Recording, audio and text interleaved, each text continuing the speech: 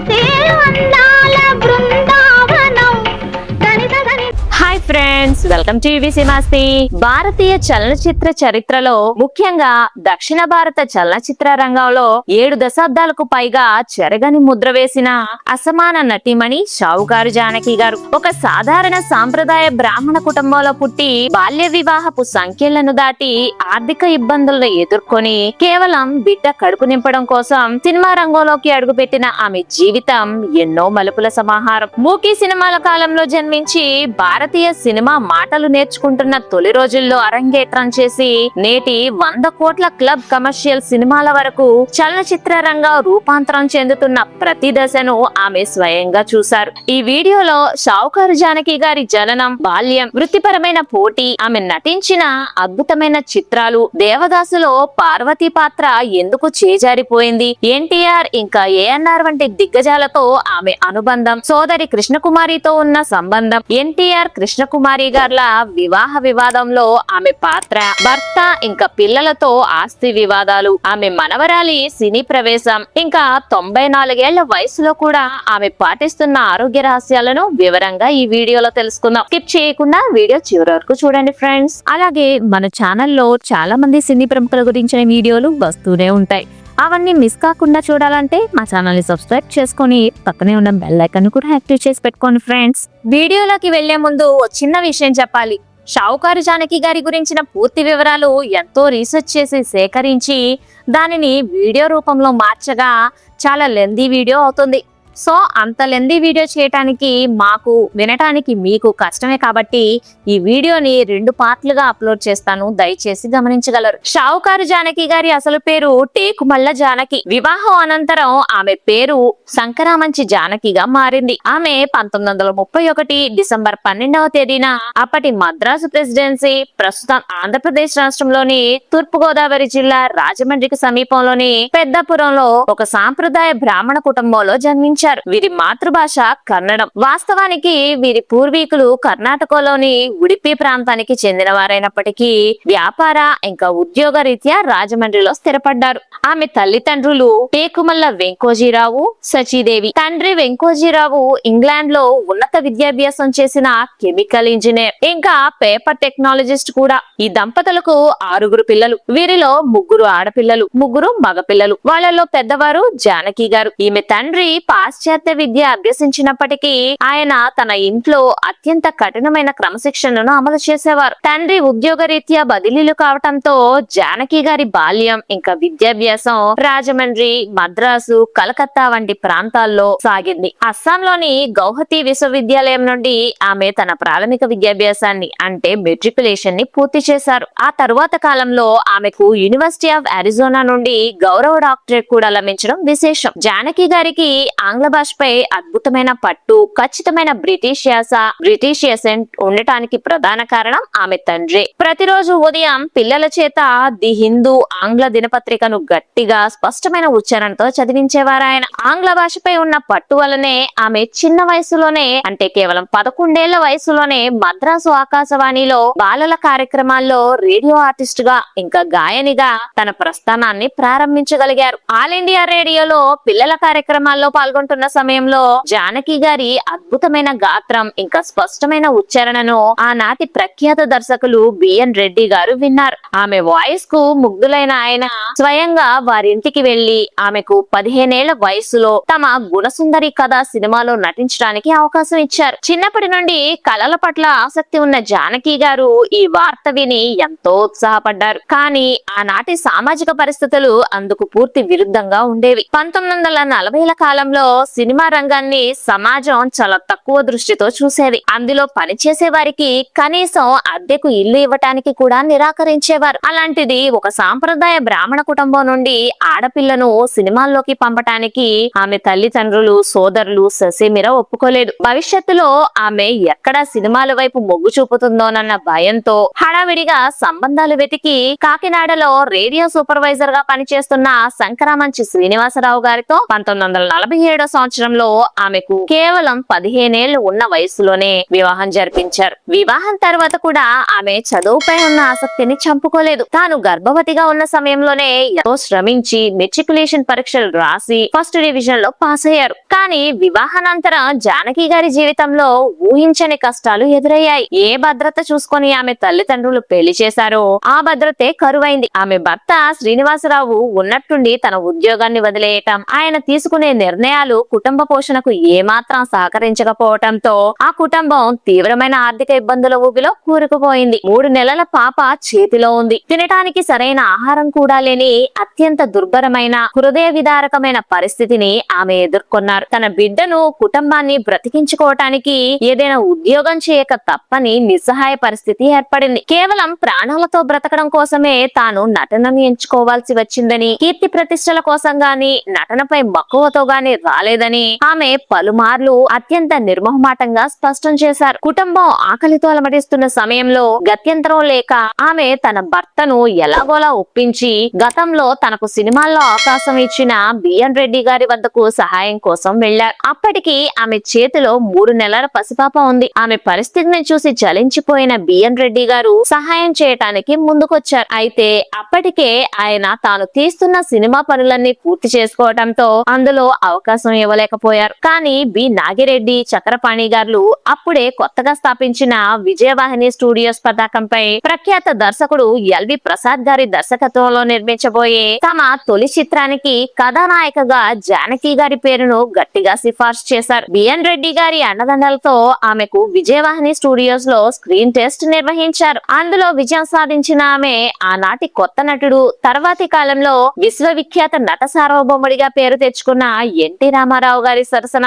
కథానాయికగా ఎంపిక చేశారు. ఆ చిత్రమే 1950 ఏప్రిల్ 1న విడుదలైన చారిత్రాత్మక చిత్రం షావుకారు. ఈ సినిమా కోసం ఆమెకు ఆ రోజుల్లోనే 2500 రూపాయలు భారీ పారితోషికం లభించింది. ఆ అడ్వాన్స్ డబ్బు చేతికి రాగానే ఆమె ముందుగా చేసిన పని తన పసిబిడ్డకు కావలసిన బట్టలు, పాలు మరియు ఆహారం కొనుక్కోవటం. దర్శకుడు ఎల్వి ప్రసాద్ గారు ఆమెకు కేవలం దర్శకుడిగానే కాకుండా ఒక గురువులా నటనలో ఓనమాలు దిద్ది ఆమెకంటూ ఒక ప్రత్యేకమైన శైలిని ఏర్పరచుకునేలా మార్గదర్శకత్వం వహించారు. ఈ చిత్రం ఘన విజయం సాధించడమే కాకుండా సినిమా పేరులోని షావుకారు అనే పదం ఆమె ఇంటి పేరుగా, బ్రాండ్ నేమ్ గా స్థిరపడిపోయింది. దీనికి మరో బలమైన కారణం కూడా ఉంది. అప్పటికే తమిళ చిత్రసీమలో ఎంజీఆర్ గారి భార్య విఎన్ జానకి గారు ప్రముఖ నటిగా స్థిరపడి ఉన్నారు. ఇద్దరి పేర్లు ఒకటే కావటం వల్ల పత్రికలు, పరిశ్రమ వర్గాలు వారి మధ్య గందరగోళం తలెత్తకుండా ఉండటానికి ఈమెను షావుకారు జానకి అని పిలవడం ప్రారంభించారు. ఆ తరువాత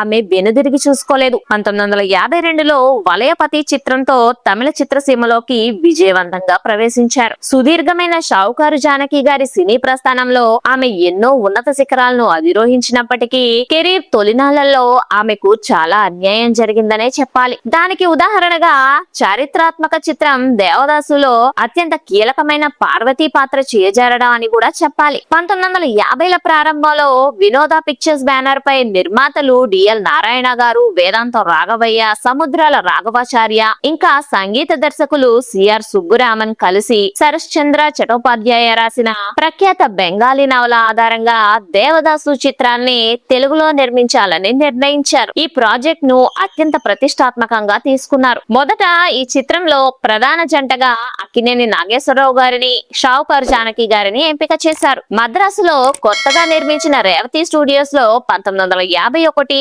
నవంబర్ 21న లాంఛనంగా షూటింగ్ ప్రారంభమై ఒక వారం రోజుల పాటు ఏఎన్ఆర్ మరియు జానకి గారిపై పలు ప్రముఖమైన సన్నివేశాలు కూడా చిత్రీకరించారు. షావుకారు జానకి గారి స్థానంలో అప్పటికి ఏమాత్రం పెద్దగా గుర్తింపు లేని, కేవలం శాంత వంటి చిత్రాల్లో చిన్న పాత్రలు మాత్రమే చేసిన అనుభవం లేని నటి సావిత్రిని పార్వతీ పాత్రకు ఎంపిక చేశారు. అప్పటికే హిట్ ఇచ్చి వారం రోజులు షూటింగ్ కూడా చేసిన అనుభవజ్ఞురాలైన జానకి కాదని సావిత్రిని ఎంపిక చేయటం అప్పట్లో ఇండస్ట్రీలో పెద్ద సాహసంగా, వివాదంగా మారింది. అయితే జానకి గారిని ఎందుకు తొలగించారు అన్న దానిపై పరిశ్రమలో నేటికి స్పష్టమైన కారణం లేదు. అయితే సినీ చరిత్రకారుల ప్రకారం అప్పటికే జానకి గారు వివాహిత కావటం మరియు ఒక బిడ్డకు తల్లి కావటం, పార్వతీ పాత్రకు అవసరమైన అపారమైన కౌమార దశలోని అమాయకత్వాన్ని ఆమెలో ప్రేక్షకులు చూడలేకపోవచ్చని భావించి దర్శకుడు వేదాంతం రాఘవయ్య గారు సావిత్రి గారిని తీసుకున్నారని చెబుతూ ఉంటారు. కారణం ఏదైనప్పటికీ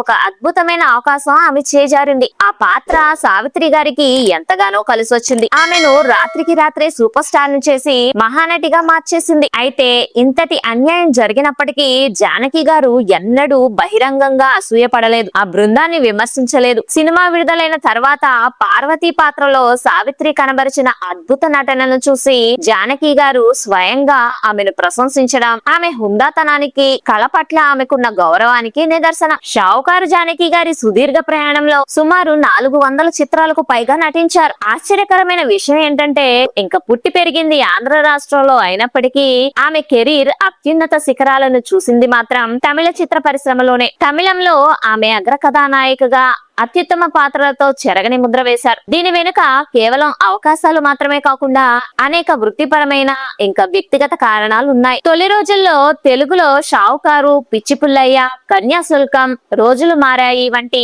అద్భుతమైన చిత్రాల్లో నటించినప్పటికీ కాలక్రమంలో తెలుగు చిత్ర పరిశ్రమ బాలీవుడ్ మరియు హాలీవుడ్ ప్రభావాలకు లోనై పూర్తిగా కమర్షియల్ విలువల వైపు మళ్ళింది. ఆ కాలంలో తెలుగులో కమర్షియల్ ఫార్ములా ఎక్కువైంది. హీరోయిన్ అంటే కేవలం చెట్ల చుట్టూ తిరగడం, హీరోలతో అనవసరమైన శృంగార సన్నివేశాల్లో నటించడం, గ్లామర్ ప్రదర్శించడం తప్పనిసరి చేశారు. నాకు అది ఇష్టం లేదు, కథలో బలమున్న పాత్రలనే నేను కోరుకున్నాను అని జానకి గారు ఓ ఇంటర్వ్యూలో కుండబద్దలు కొట్టారు. అదే సమయంలో తమిళ చిత్ర పరిశ్రమలో ఏబిఎం ప్రొడక్షన్స్, జెమినీ స్టూడియోస్ వారు కథకు, కంటెంట్ కు, నటీనటుల ప్రతిభకు పెద్దపీట వేశారు. దర్శకుడు కె బాలచందర్ గారు జానకి గారిలోని అద్భుతమైన కామెడీ టైమింగ్, గంభీరమైన నటనను గుర్తించి ఎదిర్ని, బామా విజయం, తిల్లు ముల్లు లాంటి ఎన్నో క్లాసిక్ చిత్రాల్లో అద్భుతమైన అవకాశాలు ఇచ్చారు. బెంగాలీ చిత్రం ఉత్తర పాల్గొన్ జానకి గారికి బాగా నచ్చింది. దాని రీమేక్ రైట్స్ కొని బాలచంద్ర గారి దర్శకత్వంలో కావ్య తలైవి పేరుతో సినిమా తీశారు. ఆ సినిమా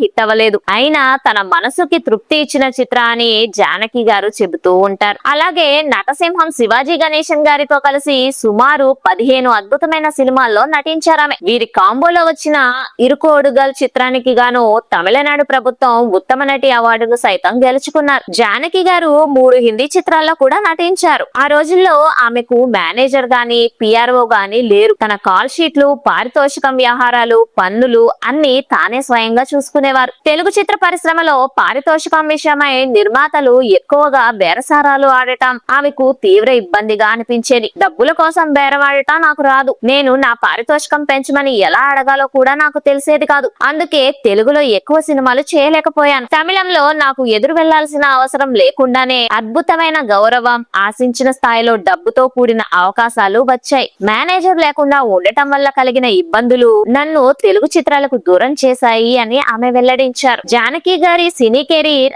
ఆనాటి త్రిమూర్తులుగా పిలువబడే ఎన్టీఆర్ గారు, ఏఎన్ఆర్ గారు ఇంకా శివాజీ గణేశన్ గారులతో విడదీయరాని విధంగా ముడిపడి ఉంది. ఎన్టీఆర్ మరియు జానకి గారు ఇద్దరు ఇంచుమించు ఒకేసారి తమ కెరీర్ ను షావుకారు సినిమాతో ప్రారంభించారు. వారిద్దరికి అదే తొలి బ్రేక్. నా మొదటి హీరో ఎన్టీఆర్ గారే. అప్పట్లో ఆయన వయసు 24 లేదా 26 ఏళ్లు ఉంటుంది. నా వయసు 18 ఏళ్లు. ఆయన ఎంతో అందమైన ఇంకా అత్యంత ప్రభావితుడైన నటుడు. షావుకారు చిత్రం తర్వాత ఆయన ఎప్పుడూ వెనుదిరిగి చూసుకోలేదు. సెట్స్ లో ఆయన ఎంతో హుందాగా ఉండేవారు అని జానకి గారు ఆయనను స్మరించుకునేవారు. ఎన్టీఆర్ సరసన ఎక్కువ చిత్రాల్లో నటించారు జానకి గారు. వారిద్దరూ కలిసి నటించిన వద్దంటే డబ్బు, జయం మనదే, కన్యాశుల్కం వంటి చిత్రాలు విజయం సాధించాయి. ఎన్టీఆర్ తొలి సొంత చిత్రం పిచ్చి పుల్లయ్యలో జానకి గారు కీలక పాత్ర పోషించారు. ఇందులోనే జానకి గారి చెల్లెలు కృష్ణకుమారి గారు తొలిసారిగా ఎన్టీఆర్ సరసన నటించారు. ఎన్టీఆర్ సొంత సంస్థ ఎన్ఐటి పతాకం బ్యానర్ లో వెంకటేశ్వర స్వామి విగ్రహాన్ని మధ్యలో పెట్టి కుడివైపున లక్ష్మీదేవిగా జానకి గారిదే కూర్చోబెట్టడం విశేషం. ఏఎన్ఆర్ గారితో జానకి గారికి ఎంతో సన్నిహితమైన, గౌరవప్రదమైన స్నేహబంధం ఉండేది. ఆమె మాటల్లో నాగేశ్వరరావు గారు ఎంతో క్రమశిక్షణ గల వ్యక్తి. ఎందుకంటే ఆయన తన వృత్తిని మాత్రమే దైవంగా భావించేవారు. ఇంకా ఆయన గురించి చెబుతూ ఆయన ఎంతో నిక్కచ్చిగా మాట్లాడేవారు. తప్పు అనిపిస్తే మొహం మీదే నిర్మోహమాటంగా చెప్పేవారు. మా ఇద్దరి మధ్య కేవలం తోటి నటీనటులు అనేదానికంటే మంచి స్నేహితులం అనే భావన బలంగా ఉండేది అని ఆమె పేర్కొన్నారు. ఇక తమిళ్లో శివాజీ శివాజీ గణేశన్ గారు జానకి గారిని ఎంతో ప్రోత్సహించేవారు. షావుకార్ జానకి గారి సొంత చెల్లెలు ప్రఖ్యాత నటి పి కృష్ణకుమారి గారని చాలా మందికి తెలిసే ఉంటుంది. వీరిద్దరి మధ్య వయసు వ్యత్యాసం కేవలం 1 ఏడాది మాత్రమే. జానకి గారు వివాహం చేసుకుని గర్భవతిగా ఉండి కటిక దారిద్ర్యం వల్ల కుటుంబ పోషణ కోసం తప్పనిసరి పరిస్థితుల్లో సినిమాల్లోకి రాగా కృష్ణకుమారి గారు 17 ఏళ్ల వయసులో 1951 సంవత్సరంలో పాతాళ భైరవి ఇంకా నవ్వితే నవరత్నాలు చిత్రాలతో అరంగేట్రం చేశారు. పరిశ్రమలో ఒకేసారి ఒకే కుటుంబం నుండి 2 అక్క చెల్లెళ్ళు కథానాయకులుగా ఉండడంతో చెల్లెలు కృష్ణకుమారి అక్క షావుకారు జానకి అవకాశాలను లాగేసుకుందా అనే గుసగుసలు తరచూ ఇండస్ట్రీలో తలెత్తేవి. నిజంగానే కృష్ణకుమారి గారి వలన జానకి గారు ఇబ్బంది పడ్డారా? అన్న ఎన్టీఆర్ కృష్ణకుమారి గారు పెళ్లి చేసుకోవాలనుకున్నారా? ఆ పెళ్లి జానకి గారి వల్లే రద్దయిందా? షావుకారు జానకి గారి కొడుకు ఆస్తులన్నీ లాగేసుకుని జానకి గారిని ఒంటరిని చేశాడా? 94 ఏళ్ల వయసులో కూడా ఆమె ఇంత ఆరోగ్యంగా ఉండటానికి కారణం ఏంటి? ఇలా ఎన్నో ఆసక్తికరమైన విషయాలను నెక్స్ట్ వీడియోలో చెప్పుకుందాం. వీడియో లెంత్ ఎక్కువ కావటం వల్ల ఈ వీడియో ఇంతటితో ఆపేస్తున్నాను. నెక్స్ట్ వీడియో రేపు ఒక్క రోజు ఆగి ఆ నెక్స్ట్ డే అప్లోడ్ చేస్తాను. తప్పకుండా చూడండి friends. Thanks for watching friends. జై హింద్.